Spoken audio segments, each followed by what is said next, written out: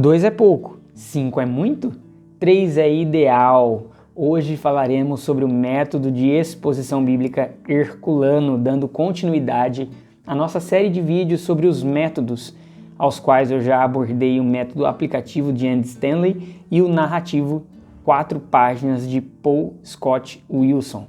E hoje damos então continuidade falando acerca do método de pontos, de argumentos, baseado na obra de Herculano Gouveia Jr., o reverendo Herculano Gouveia Jr. Olá, meu nome é Paulo, eu sou pastor e teólogo. Seja muito bem-vindo a este canal. Gostaria de pedir aquele apoio a cada um de vocês.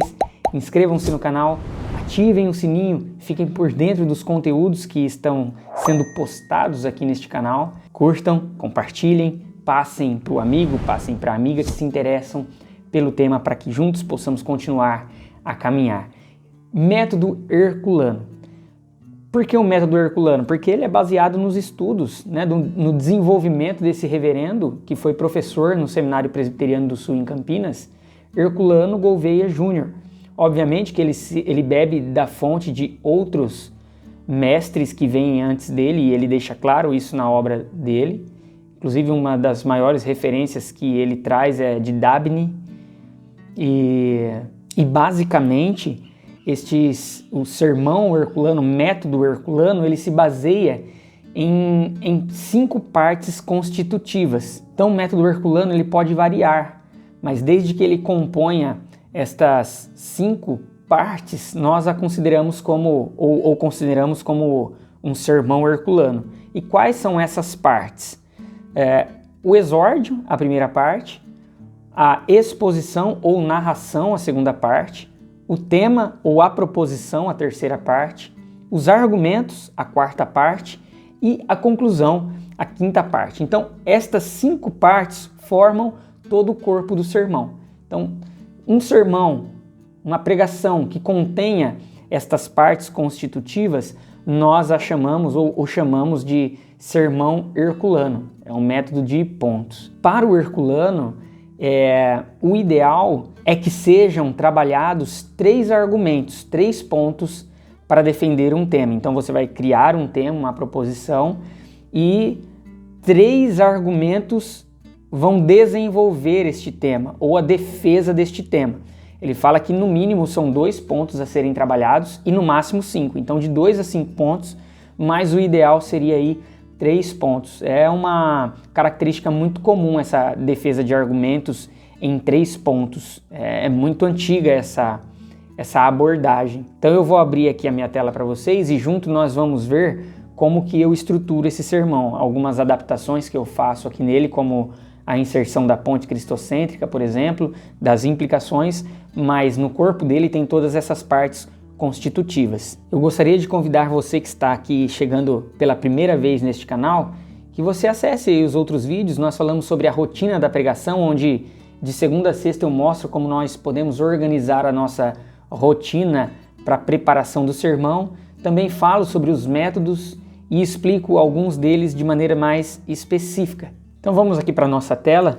Estamos aqui com o nosso esboço aberto. Eu vou colocar as partes constitutivas aqui. O exórdio, ele nada mais é do que a própria introdução, tá bom? Então, introdução.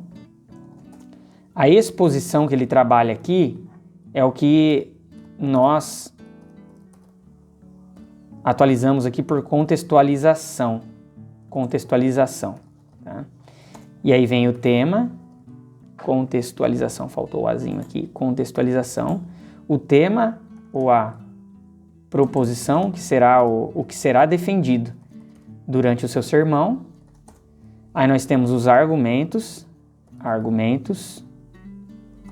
vamos colocar aqui então, argumento 1, argumento 2, argumento 3, pensando aqui nesse ideal do herculano, que seriam os 3 argumentos.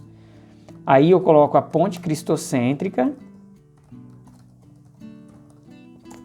as implicações, que é a missão após ela, e por fim a conclusão. Então veja que eu tenho as partes constitutivas aqui que o Herculano trabalha na obra dele, que é o exórdio, a introdução, a exposição, o tema, os argumentos e a conclusão. Então, os acréscimos que eu faço aqui, no caso, é a ponte cristocêntrica, ou são a ponte cristocêntrica e as implicações e a missão. Então, vamos dar um exemplo aqui. Se eu estivesse trabalhando aqui, como eu já preguei, em Judas, versículo 11. Já preguei no versículo 11 e um tema que eu acabei definindo ali no estudo do texto foi o mal que nos seduz. Geralmente eu disse para vocês que eu baseio o meu tema na graça de Deus manifestada no texto, mas vez ou outra acontece de nós trabalharmos mais uma questão negativa, assim, não seja constante esse tipo de abordagem, mas raramente isso pode acontecer. E foi o que eu trabalhei aqui, né, no caso. Então poucas vezes eu faço isso, mas pode acontecer. Então eu trabalhei mais o tema no grande mal que eu vejo ali no texto, o grande problema que eu vejo no texto, que é o mal que nos seduz, que ele acontece por conta da negação do senhorio de Cristo, negação de Jesus Cristo, que você tem lá no versículo 4, se eu não me engano. No versículo 4, então, os ímpios, por negarem o senhorio de Cristo, eles são acometidos por alguns males, ou eles acabam evidenciando alguns males. Então, esse foi o meu grande tema, o mal que nos seduz. Agora eu vou desenvolver de que forma esse mal que nos seduz é percebido no texto e é percebido nas nossas vidas. Então, como eu disse, eu me baseei apenas no versículo 11. O primeiro argumento foi supervaloriza as nossas preferências.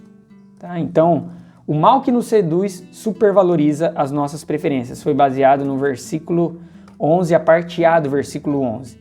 Tá? Então, foi esse o meu primeiro argumento. O mal que nos seduz, por conta da negação de Jesus Cristo, faz com que nós coloquemos as nossas preferências acima da própria Escritura. E aí então eu faço a exposição do texto, o desenvolvimento sobre tudo aquilo que eu estudei, e depois eu já entro nas aplicações aqui, que é o nós. Então aqui eu já entro nas aplicações, eu faço a exposição do texto, e aí eu faço as aplicações. E aí depois eu vou para o argumento 2. O argumento 2 foi exalta a nossa cobiça, que foi baseado aí no versículo 11, a parte B do versículo 11. Então aí eu faço da mesma forma, faço o desenvolvimento do texto, a exposição do texto, e eu entro nas aplicações, o nós, tá bom? E aí depois eu vou para o terceiro argumento, que é evidencia a nossa insubmissão. E aí baseado no versículo 11, parte C, que aí eu faço o desenvolvimento do texto e eu faço também já as aplicações. Então veja que eu faço, é o sistema que eu trabalho, eu faço desenvolvimento do texto, aplicações, desenvolvimento do texto, aplicações, desenvolvimento do texto, aplicações, aí depois eu entro na ponte cristocêntrica, mostrando de que forma Cristo ele nos capacita ou nos habilita a viver de maneira a não colocar as nossas preferências acima da proposta dele, a não colocar a nossa cobiça acima de tudo o que ele providencia para cada um de nós, que é mais do que suficiente, e de que forma a submissão de Cristo nos habilita também a ser submissos em nossa realidade. E aí eu venho as implicações, né? De que forma nós podemos mostrar, isso é perceptível hoje, de que forma a partir de Cristo eu tenho exemplos, ilustrações, histórias e aplicações que mostram como essa realidade é possível de ser vivida. E por fim, a conclusão. E a conclusão ela é uma repetição do tema mais os argumentos, tá bom? Então seria o mal que nos seduz, ele supervaloriza as nossas preferências, ele exalta a nossa cobiça e ele evidencia a nossa insubmissão. Essa é a sedução que o mal do pecado, da negação de Jesus como Senhor e Salvador das nossas vidas, tenta fazer com a vida de cada um de nós.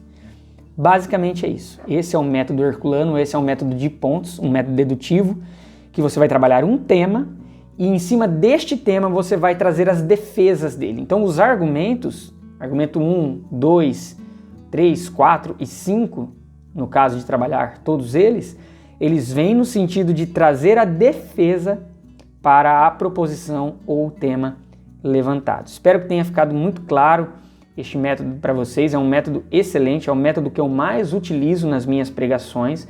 Ele se encaixa aí em qualquer tipo de texto, em qualquer tipo de literatura. Que Deus abençoe a sua vida. Se ficou alguma dúvida, deixe seu comentário. Se você quer aprender sobre algo novo, tem alguma curiosidade, envie aí para nós, para que nós também possamos trazer, caso seja possível, para que nós possamos crescer sempre juntos aí. Um forte abraço e que Deus abençoe a sua vida.